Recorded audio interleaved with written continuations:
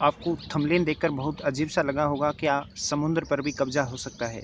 क्या समुद्र पर भी अतिक्रमण हो सकता है? किस प्रकार से लोग समुद्र पर अतिक्रमण कर सकते हैं और ये हाल ही में होने लगा है। कंप्लीट पूरे डिटेल से आज के इस टॉपिक में हम बात करेंगे।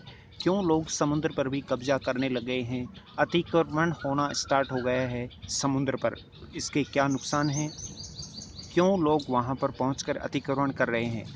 यदि हम बात करें तो पृथ्वी की सतह का 70% हिस्सा महासागरों से आच्छादित है, यानी कि भूमि का 70% हिस्सा पानी ही पानी है।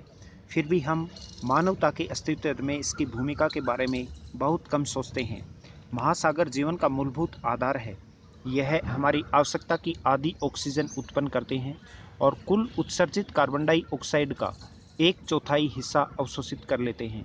यानी कि महासागरों से ऑक्सीजन गैस जो है ये उत्पन्न होती है और कार्बन डाइऑक्साइड जो है इसका अवशोषण करते हैं महासागर। इसके अलावा इस उत्सर्जन के साथ पैदा होने वाली गर्मी का 90% हिस्सा भी यहीं से होता है। इसके चलते महासागर दुनिया के सबसे बड़े कार्बन सिंक बन गए हैं। महासागर एक प्रकार से इस ग्रह से के एयर कंडीशनर हैं जो अतिरिक्त गर्मी को सोख लेते हैं। यह हमारी जलवायु और मौसम को नियमित करते हैं और जैव विविधता का सबसे बड़ा भंडार हैं। इसके संसाधन विश्व भर के में समुदाय, समृद्धि और मानव स्वास्थ्य को बनाए रखते हैं।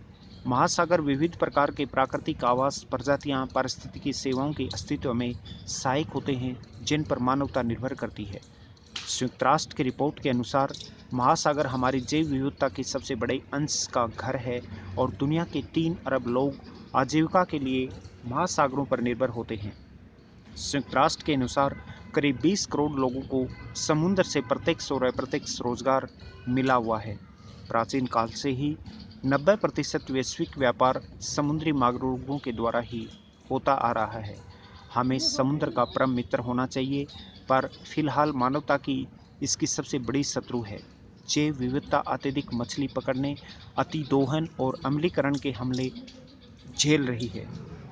1/3 से अधिक मछलियों की पैदावार अक्षरणीय स्तर पर हो रही है और हम तटीय जल को रसायनों, प्लास्टिक और मानव से अपशिष्ट प्रदूषित कर रहे हैं। 2010 में समुद्र तल में कचरे का एक बहुत बड़ा ढेर पाया गया है। 50 लाख वर्ग किलोमीटर में फैले इस कचरे के ढेर को हिंद महासागर कचरा भंडार, इंडियन ओशन गार्बेज पेंच कहा जाता है। यह दरअसल प्लास्टिक का कचरा है जो मोजाम्बिक चैनल से होते हुए ऑस्ट्रेलिया से अफ्रीका तक प्रवाहित होता है और फिर 6 सालों तक में ऑस्ट्रेलिया पहुंच जाता है।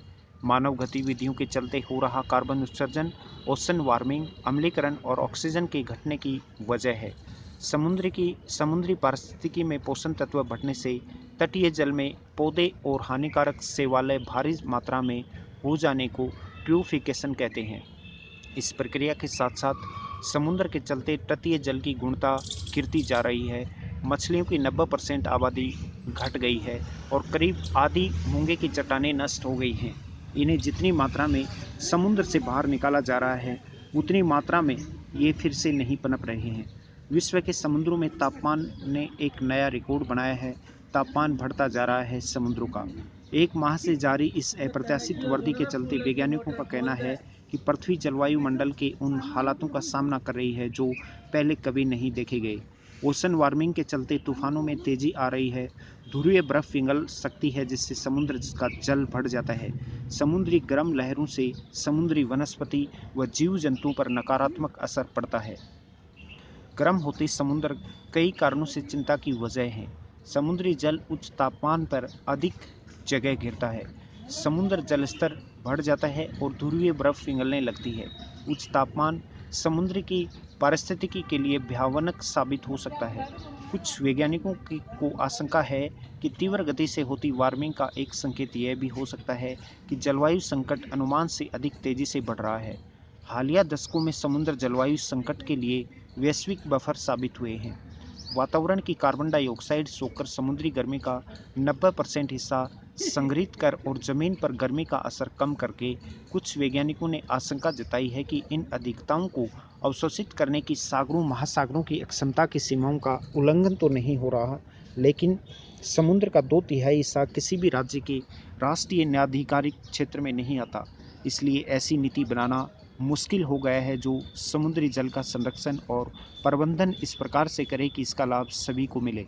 हालांकि 8 जून को मनाया जाने वाला विश्व महासागर दिवस इस वर्ष हाल ही में हुए 2 सफल समुद्र संरक्षण समझौतों के प्रकाश में मनाया जा रहा है, और ये हैं अंतर्राष्ट्रीय जल में दुनिया की जैव विविधता की रक्षा के लिए एक उच्च समुद्र संधि समझौता, और वैश्विक नेताओं द्वारा 2030 तक हमारी भूमि, जल और महासागरों के 30% के संरक्षण के लिए प्रतिबद्धता, जहां 30-30 संधि का लक्ष्य उच्च स्तरीय सुरक्षित नेटवर्क के जरिए 2030 तक कम से कम 1/3 समुद्र की रक्षा करना है।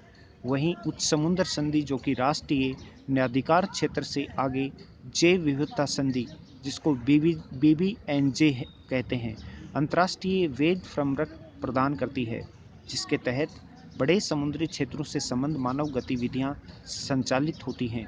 इसमें समुद्री संरक्षित क्षेत्र बनाना और समुद्री आनुवांशिक संसाधनों तक पहुंच और लाभ में साझेदारी भी इसमें शामिल होती है। तो ये था आज का अपना एक बहुत इंपॉर्टेंट टॉपिक कि किस प्रकार समुद्रों का तापमान बढ़ रहा है। ये बहुत बड़ा एक चैलेंजेस है पूरे विश्व के लिए। समुद्र का तापमान बढ़ेगा तो समुद्र में रहने वाले जीव जंतु के लिए खतरा साबित होगा। दोस्तों, यदि आपने अभी तक ज्ञान का अड्डा यूट्यूब चैनल को सब्सक्राइब नहीं किया है तो आप सब्सक्राइब करके घंटी वाले निशान पर क्लिक अवश्य करें। ज्ञान का अड्डा यूट्यूब और टेलीग्राम चैनल राजस्थान का सबसे बेहतरीन स्टडी मटेरियल आपको यहाँ प्रदान किया जाता है। मेरा प्रयास है कि हर एक बच्चे को निःशुल्क शिक्षा मिले, हर गांव ढाणी घर में फ्री ऑनलाइन क्लासें हों। आप नीचे दिए हुए नंबर से संपर्क कर सकते हैं या व्हाट्सअप कर सकते हैं, या फिर लिंक पर जाकर आप मुझे फेसबुक, इंस्टाग्राम पर भी ज्वाइन कर सकते हैं। Thank you so much. जय हिंद, जय भारत।